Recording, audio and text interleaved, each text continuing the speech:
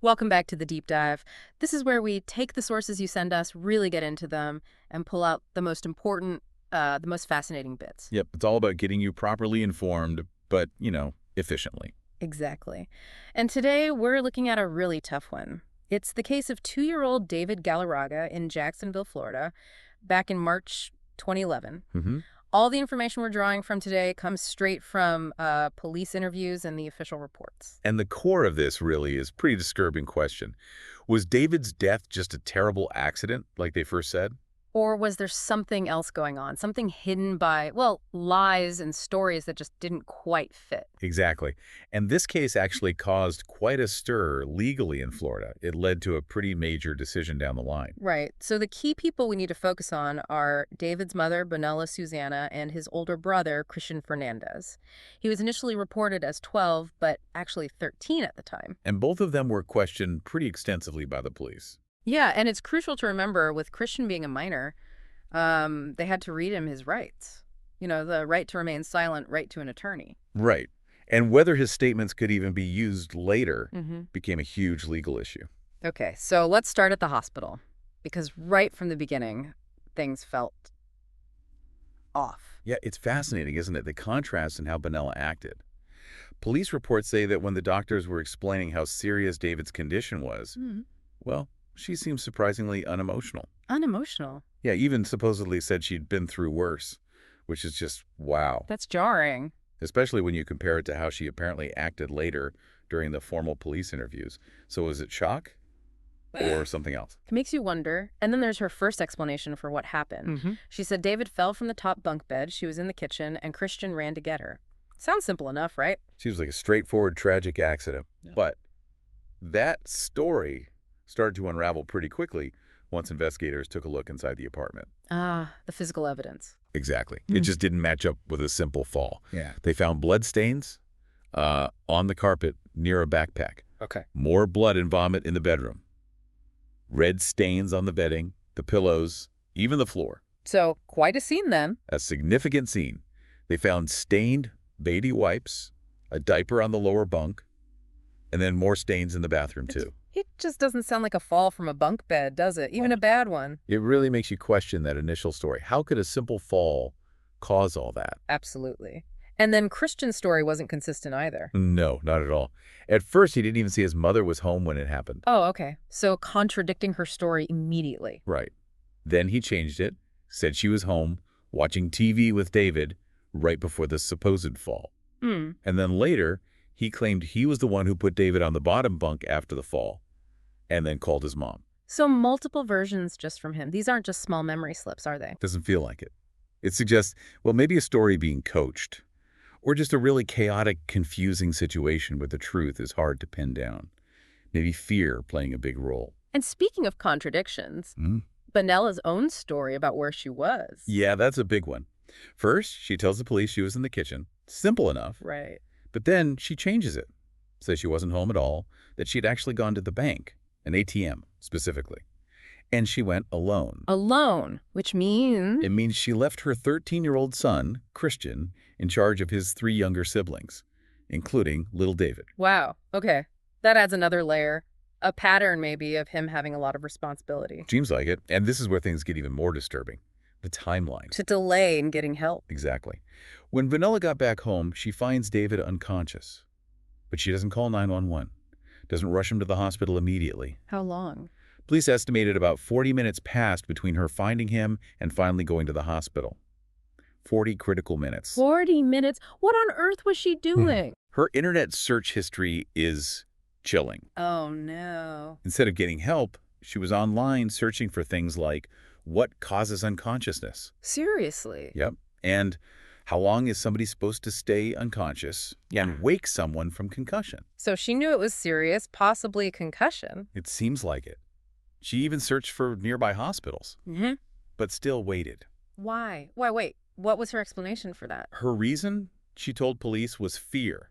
Fear of the Department of Children and Families, DCF. DCF. Said she was afraid they'd take her other children away. Apparently, she'd had dealings with a caseworker before, after her husband had died. Okay, so there's some context there, maybe past trauma with the system, but still.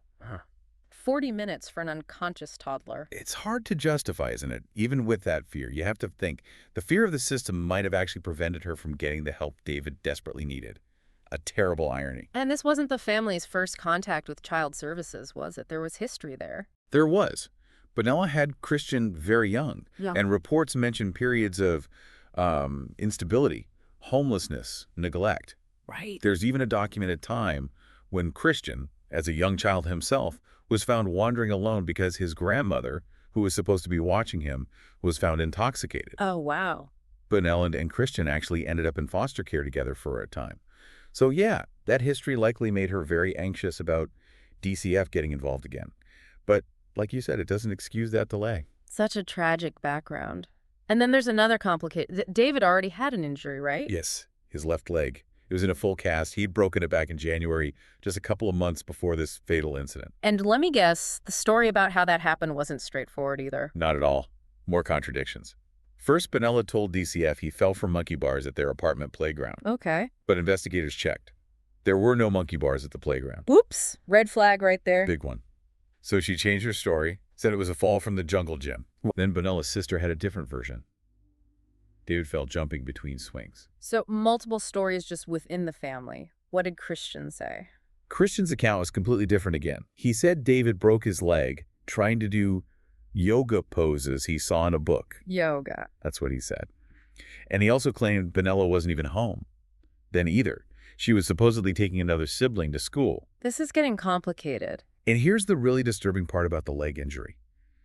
Christian admitted his mother told him to lie to DCF about how it happened. Wow. So she explicitly told him to lie to the authorities. Yes, it establishes a pattern, doesn't it? Deception, manipulation, involving the children in it. Definitely. Okay, so back to the head injury, the fatal one. Yeah. Christian's story about that changed too, didn't it? It did. Initially, he claimed some books fell on David while Christian was carrying them. Books falling on him. Then he changed it slightly, so David hit his head on the bed frame somehow. But the injuries, weren't they really severe? Extremely severe. Significant bruising, swelling, a broken nose. These explanations, falling books, bumping the bed, they just don't stack up. No, not for those kinds of injuries. The medical evidence must have completely contradicted this story. Absolutely. It was clear something much more violent had occurred. Yeah. And eventually, the story changed again. Dramatic. Confession. Yes. Christian eventually admitted it. He told detectives he pushed David, pushed him hard against a bookshelf. Oh, God. Not just once, twice. He said he did it because he was angry. Anger he connected to alleged abuse from his stepfather. So acting out trauma he himself experienced. It appears that way. He even gave details.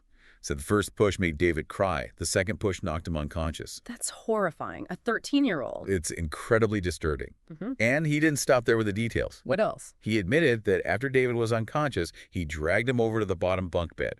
Initially, he tried to say he carried him, but then admitted he dragged him. Dragged him, and David was injured already. Yes. Christian mentioned David was bleeding from his mouth at that point. And Bonella. What was her reaction when she found him like that? You said she waited 40 minutes before going to the hospital, but when did she actually find him? Well, according to Christian's timeline and confession, this bookshelf incident happened earlier in the day. He said when Bonella got back from taking other kids to school that morning, she found David bleeding from the nose. Wait, the morning.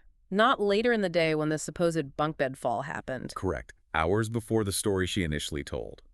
And even finding him bleeding from the nose back then, she still didn't get immediate help. What did she do then? That's when she apparently went online, did those searches about unconsciousness. She also, bizarrely, added money to her phone plan. Added money to her phone while her toddler was unconscious and bleeding. That's what the investigation indicated. It completely contradicts her claim that she tried calling a pediatrician and was put on hold. The timeline just doesn't work. No, it doesn't add up at all. Just continued inaction. So when they finally got him to the hospital, the condition must have been terrible. Appalling. Reports say he was limp, unresponsive, he needed immediate specialized care. They put him in a neck brace straight away. And the specific injuries. Fractured skull, broken nose, bleeding, an injury to his right forearm, swelling, redness around both eyes, bruising there too, a contusion on his right hip, a hematoma that's like a severe bruise deep under the skin, and another bruise on his forehead. Just Head to toe, almost. Devastating, and the doctors thought. They believed he might have survived if he'd received medical attention promptly after the injury occurred. Oh, that's just heartbreaking, knowing it might have been preventable. It really is. And another small, sad detail from Christian's interview. Yeah. When the detective used the word swelling to describe David's injuries, Christian asked what swelling meant. He didn't know the word. Apparently not. It suggests maybe some cognitive delay or just a lack of understanding that might have made it even harder for him to grasp the seriousness of everything or even explain properly what happened. Made him more vulnerable. Yeah, absolutely. And wasn't there a comment he made when he was left alone? Yes, a really chilling moment caught on recording. When the detectives left the room, Christian muttered to himself, "David, he just got mad tonight and he snapped." He snapped, like he was talking about himself, maybe echoing the violence he'd experienced. It's a deeply disturbing interpretation, isn't it? Projecting, perhaps? So tragically, David didn't make it. No. He was removed from life support 2 days after arriving at the hospital. And the official cause of death. Homicide. The autopsy confirmed it was due to blunt force trauma to the head, consistent with being pushed or hit against a hard surface like that bookshelf. And the legal consequences for Christian and Bonella. Well, Christian was initially charged as an adult, first-degree murder. This was possible because Florida didn't have a minimum age for trying someone for a capital offense. Charged as an adult at 13, that must have caused controversy. Huge controversy, a lot of public debate, petitions arguing he should be tried as a juvenile, considering his age, the abuse history. Right. Ultimately, there was a plea deal.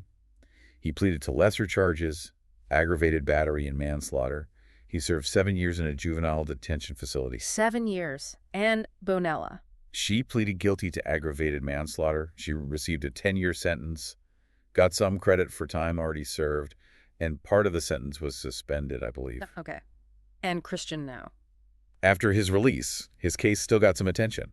Reports say he's now working as a barber, trying to move on, presumably. So wrapping this up, it's just such a shocking sequence of events, layer after layer of deception peeled back. It really is. And at the center of it all, the undeniable, heartbreaking loss of a 2-year-old boy, David. And that haunting possibility that maybe, just maybe, if help had come sooner. The outcome could have been different. It's tough to sit with that. This case also throws such a harsh spotlight on the family dynamics, doesn't it? The history of neglect, Bonella being such a young mother herself. And the impact of that alleged abuse by the stepfather, his suicide. The ripple effects on Christian seem undeniable. It's also tangled and tragic. Which brings us to the final thought, really, for you listening. When you consider everything we've just unpacked, what factors do you think were the main contributors here? Yet what does this case really tell us about the responsibilities we have as caregivers and about how incredibly vulnerable children can be, especially in these really complex, difficult family situations? It's definitely a case that forces you to look beyond those initial simple explanations and confront some much harder, much more uncomfortable truths, something to really reflect on.